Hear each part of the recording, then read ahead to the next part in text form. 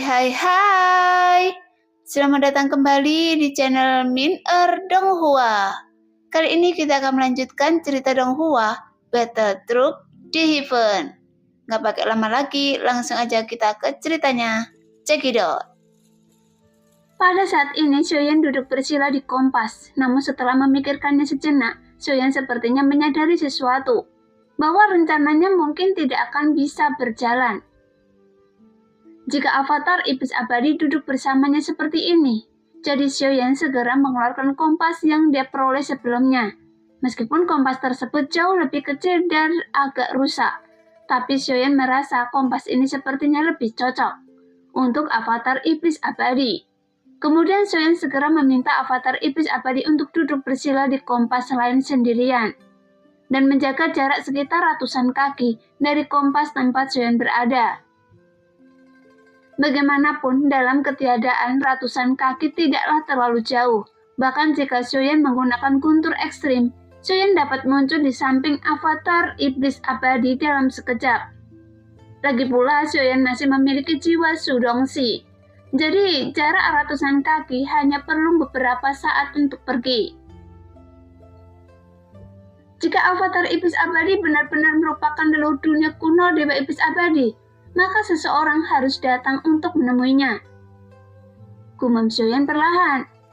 Setelah Xiaoyan menyiapkan umpan menggunakan avatar iblis abadi, arah yang dituju Xiaoyan bukanlah ke dunia kuno Dewa Iblis Abadi, tapi dia mencari informasi yang Ye Tian berikan sebelumnya. Bahkan ada bagian dari tubuh Goyan yang berada di lembah angin yang merobek. Meskipun sekarang Goyan telah hilang, tapi Xiaoyan juga telah berjanji pada Goyan sebelumnya bahwa dia akan membantu Goyan untuk menemukan tubuh fisiknya. Memang benar, nama asli Goyan adalah Daji. Sepertinya dia di masa lalu juga sangat terkenal. Tapi mengapa dia berakhir dengan tubuhnya yang hancur pada akhirnya? Xiaoyan tidak bisa tidak memikirkannya. Adapun alasan mengapa Daji mati tidak diketahui. Karena jika dia mati dalam pertempuran, kemungkinannya sangat kecil. Bagaimanapun keberadaan seperti bola roh yang merupakan seperti keberadaan Ye Tian. Siapa yang bisa membunuh makhluk seperti mereka? Tidak mungkin bisa dibunuh dengan mudah. Memikirkan hal ini, Xiaoyan tidak bisa memahaminya sama sekali. Karena jika Goyan tidak mati dalam pertempuran, apakah mungkin dia sengaja membiarkan tubuhnya hancur? Namun setelah Xiaoyan tertegun sebentar, dia merasa, kecuali Tuan Jia dan Yang Mulia, siapa lagi yang bisa melakukan hal seperti itu? Sekarang, Xiaoyan benar-benar tidak bisa memikirkan ketiga orang itu. Karena terlepas apakah Goyan adalah salah satu bidak catur yang mulia atau bukan, untuk saat ini itu tidak penting. Jadi Xiaoyan hanya melihat avatar iblis abadi di kompas di belakangnya dari waktu ke waktu. Lagi pula masalah Goyan tidak terlalu mendesak seperti yang dibayangkan Xiaoyan. Bagaimanapun Xiaoyan sendiri pada awalnya tidak merasakan apa-apa. Setelah mata anjing itu menghilang, mata Xiaoyan terus melihat avatar iblis abadi dari waktu ke waktu. Karena pada saat ini sebenarnya Xiaoyan juga sangat baru mengkhawatirkan Goyan di dalam hatinya. Bagaimanapun di sepanjang jalan, meskipun Goyan terlalu banyak bicara, tapi setiap Xiaoyan mendapatkan masalah dengan formasi berkali-kali, Goyan selalu maju ke depan tanpa ragu-ragu untuk menyelamatkan Xiaoyan dari api dan air. Jadi keberadaan Goyan juga telah menjadi teman yang diakui Xiaoyan. Oleh karena itu, meskipun saat ini Xiaoyan tampak tenang di permukaan, sebenarnya dia sudah sangat khawatir dengan Goyan. Lagi pula, Xiaoyan tidak tahu apakah dunia kuno Dewa Iblis Abadi dapat menemukan cara untuk memperbaiki penghalang dunia. Kemudian apa yang mereka lakukan pada Goyan? Meskipun menurut Xiaoyan, Goyan mungkin abadi, namun ini tidak berarti bahwa dunia kuno Dewa Iblis Abadi yang sedang putus asa tidak dapat menemukan cara untuk menghadapi Goyan. Kehendak Dewa Iblis Abadi, apakah Anda yang mengambil tahanan roh? Xiaoyan tiba-tiba membuka mulutnya dan berteriak ke dalam kehampaan. Tapi setelah beberapa saat, Xiaoyan tidak mendapatkan jawaban dari kehendak Dewa Iblis Abadi. Seharusnya, sebagai kehendak dunia, dia tidak mungkin tidak terdengar Xiaoyan.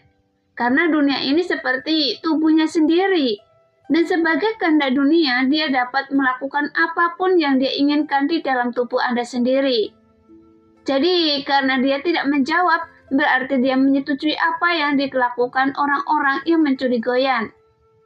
Karena jika mereka bisa mendapatkan tahanan roh dan dapat memulihkan penghalang dunia, maka dia tidak perlu menyetujui syarat yang diajukan oleh Xiaoyan. Adapun kelangsungan hidup tahanan roh atau goyan, mereka tidak peduli. Oke, karena Anda sebagai kehendak Dewa Iblis Abadi memilih untuk tidak menjawab, jadi saya hanya bisa menasihati Anda. Jika tahanan roh mati di dunia kuno Dewa Iblis Abadi karena memperbaiki penghalang dunia ini, maka saya bisa menjamin akan ada masalah di dunia kuno Dewa Iblis Abadi yang lebih sulit dipecahkan daripada memperbaiki penghalang dunia yang rusak. Karena pada saat ini kehendak Dewa Iblis Abadi tidak mau menjawab, Xiaoyan tiba-tiba berbicara lagi. Tapi yang Xiaoyan dapatkan adalah keheningan dari kehendak Dewa Iblis Abadi. Bagaimanapun, sebagai dia kehendak dunia, baginya ancaman seperti itu tentu saja tidak ada gunanya. Namun terlepas dari apakah ancaman itu berguna atau tidak, Xiaoyan sudah menyampaikan pemikirannya.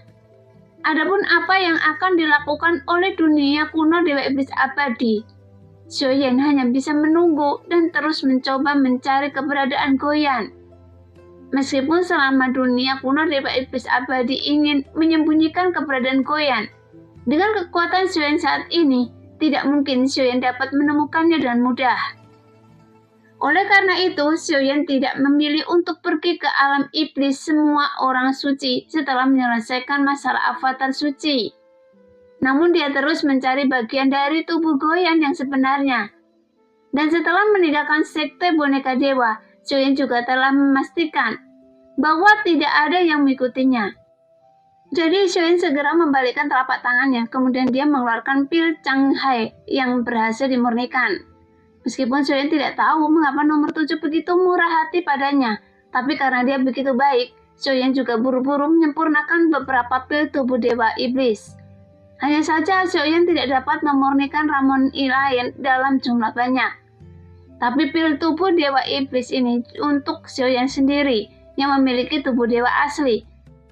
Dia dapat memperbaiki beberapa lagi. Bagaimanapun, yang dikonsumsinya hanyalah beberapa tetes darah dewa asli, dan itu tidak berbahaya baginya.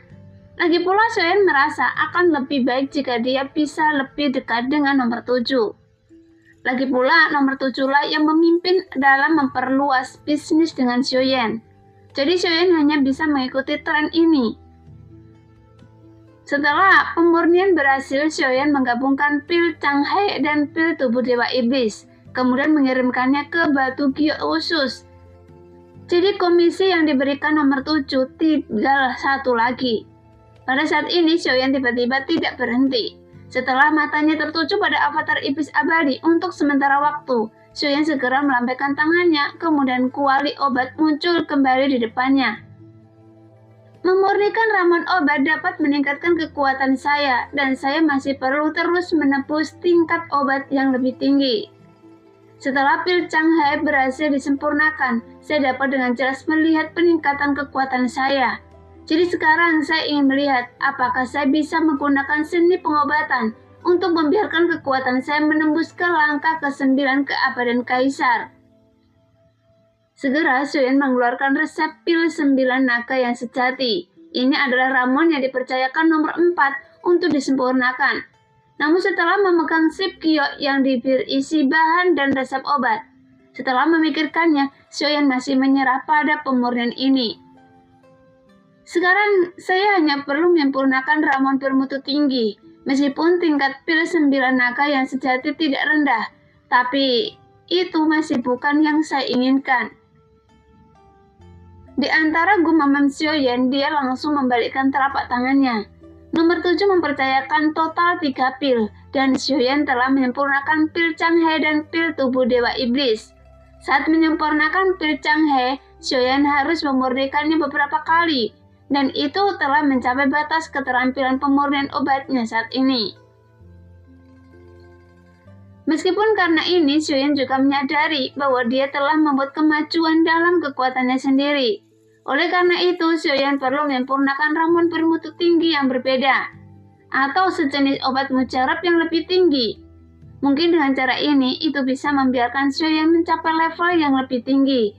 Dan dua tipe ramuan sebelumnya telah berhasil disempurnakan oleh Xiaoyan. Adapun pil yang ketiga, Xiaoyan belum sempat memeriksanya. Pil pengembalian mimpi. Xiaoyan sedikit terkejut saat melihat nama ini. Namun melihat nama yang berada di slip giok, hal ini membuat Xiaoyan mendesis dingin. Ramuan ini membuat yang meminumnya tertidur dan melihat kembali kehidupan mereka dalam tidurnya. Meskipun ramuan ini sangat sederhana, tapi efeknya juga sangat misterius, bahkan membuat Xiaoyan menganggapnya luar biasa. Karena mereka yang bisa membiarkan ramuan ini, dia pasti memiliki banyak keengganan dalam hidup mereka. Bahkan saat Xiaoyan mengingat masa lalu, dia memiliki terlalu banyak keengganan dan terlalu banyak yang tidak memuaskannya. Karena ayahnya, kakak laki-laki tertua, saudara laki-laki kedua, sepertinya tidak ada hubungannya dengan dia saat ini. Seolah-olah mereka sudah menjadi masa lalu yang terlupakan. Pada saat Xiaoyan sedang berpikir, tiba-tiba ada rasa sakit yang menyayat hatinya. Sepertinya dia merasakannya, bahwa dia melupakan sesuatu yang berharga. Apa yang terjadi? Mengapa hati saya merasa sakit? Apakah saya melupakan sesuatu? Kenapa bisa begitu? Pada saat ini, Xiaoyan tampak galak. Pupil mata terus berputar, seolah-olah dia sedang mencari kenangan yang hilang di dalam pikirannya. Nah, demikianlah cerita hari ini. Terima kasih yang sudah menonton video Min sampai selesai. Sampai jumpa di video selanjutnya. Bye-bye.